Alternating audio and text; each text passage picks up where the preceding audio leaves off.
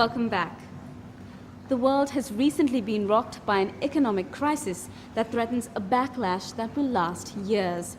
Economies and businesses worldwide are desperately trying to find ways to minimize the damage caused, reverse the situation as quickly as possible, and to ensure that this global crisis will be the last of its kind. In this context, Gandhi's philosophies of economics are being seen in a new light by some, as a way of overcoming the adverse effects of the global financial meltdown through the empowerment of the world's poverty-stricken communities. In a visit hosted by Sri Lanka's Mahatma Gandhi Centre, former Indian diplomat Professor Veena Sikri spoke with me about how effective these theories could be in reality. Hi, thanks for joining me on the program. Good to be here. You're here to deliver a lecture that's on the global financial meltdown from a Gandhian perspective. Can you give me a brief explanation on what exactly the Gandhian philosophies of economics is? Well, I think to begin, let me just give this one quotation from Mahatma Gandhi. And he said that the world is enough for everyone's needs, but the world is not enough for one man's greed. So I think this whole global financial meltdown is a question of greed of a certain group of people. Maybe they didn't quite know what they were doing, but whatever it is, it has this huge catastrophic effect which has rippled right across the world. And I think if you go back to the question of needs, whether this needed to be done, then you come to the Gandhian philosophy that what is it really that you need? And when he talks of needs, he's talking of the common man. And I think that in today's very complex world, if we try and implement Gandhiji's principles, go back to the village and see how we can meet the needs there, then you'll find that as you build upon from the village, you come to the, the group of villages, and then you come to a district, and then you come to a, a group of districts, a province, and then to the central government, working from the down up. Each layer will, if it's self-sufficient, then it goes to the next layer, and the next layer derives its authority from the previous layer. So you have a completely approach, a responsible approach, where everything comes down to the village, and from the village the power goes up to the center. Yeah, but not just in the West, but even in Sri Lanka, the hub of where everything happens, businesses, everything, is in the city. And these cities are dominated by big businesses which are run on the basis of big profits. Now, how will that, do you think that people will be willing to shift direction to this very simplistic, non-profit look that the Gandhian philosophies You see, reflect? I think the profit motive has its own place. I think that is one of the motivations. But the point about Gandhian philosophy is that it cannot be your only motivation. Now, today, even in the cities in the West, in India, there's a lot of talk of corporate social responsibility. There's a lot of talk of good corporate governance. In fact, a part of the reason for this huge financial crisis, the financial meltdown, has been inadequate transparency and accountability. So the profit motive is there, but if you take in the aspect of corporate social responsibility, I think why not some portion of the profits? Philanthropy is very big throughout the world.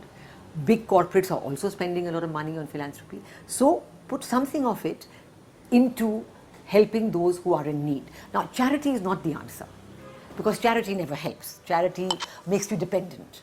Being on the dole, being on social welfare, those things don't help. But if you can organize the village level to improve their own lives themselves, then it's fine. So it's all about empowering. It's all about people. empowering. And people feel committed that way. If you are given responsibility for a certain project, I mean, you'll be very excited about it, and you will do your best to make sure it succeeds. And you will help 10 people around you, then those 10 people will help 10 others, and so on and so forth. The ripple effect is huge. In fact, the whole structure of capitalism has come upon this trickle-down theory of growth, where you say, all right, let the people at the top do very well and make as much money as they want, and then some of it will trickle down, and it will reach where it's supposed to reach, it will help everybody. But in practice, the trickle-down theory has not worked. So is that how you think that we can turn back maybe or rectify the effects of the global financial meltdown? Yes, definitely. I think that, the global financial meltdown is, the ripple effects are going to be felt for a long time to come, because not only what happened actually with the banks, but the ripple effects in terms of consumption. Consumption has slowed down. Now once consumption slows down, then people don't buy. Exports from developing countries have suffered. There are job losses in developing countries. So you have to wait for the whole cycle to start again. So why wait for that?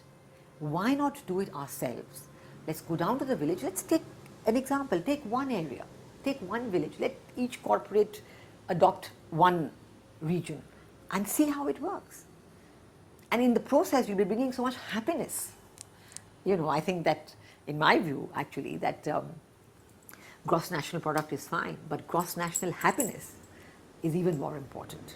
Well, it seems like it's very relevant to Sri Lanka, where we stand right now as well. Yes. But as a final question, can I just ask you, on a personal level, you've been in diplomacy for years now, and how did you get interested in this particular subject? As I worked 37 years in the diplomatic service,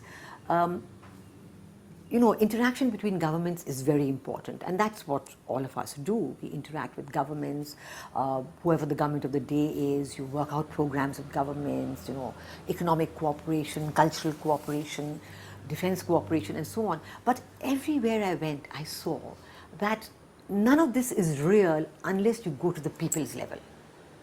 And of course, the government-to-government interaction will always continue, and it's very important.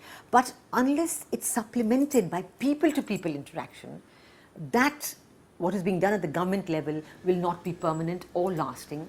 It will not trickle down. So that's why in projects like this, which are at the grassroots level, the people-to-people context is very important. So this is why I'm now more than ever convinced of that what Gandhiji said was absolutely right. We have to work at that level, and from there build upward. As we have seen earlier in the program, this concept of building from the bottom up is one that Sri Lanka too is attempting to adopt. Our economy is still far from stable, but development appears to be forefront in everyone's minds at this crucial point in time. Avenues for new beginnings are opening up, but it is up to us to use them wisely. That's all we have time for today. If you have any comments or feedback, please write to us at srilankatoday@yartv.net. Until next week, thanks for watching.